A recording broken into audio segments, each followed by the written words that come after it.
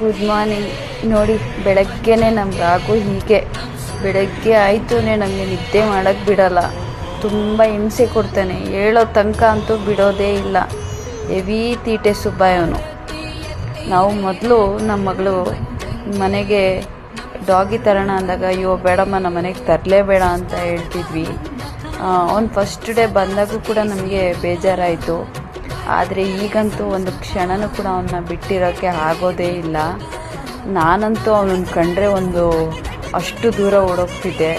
ಇವಾಗ ನಾನೇ ಅವನ್ನ ಜಾಸ್ತಿ ಕೇರ್ ಮಾಡೋದು, ಅವನ್ನ ನೋಡ್ಕೊಳ್ಳೋದು.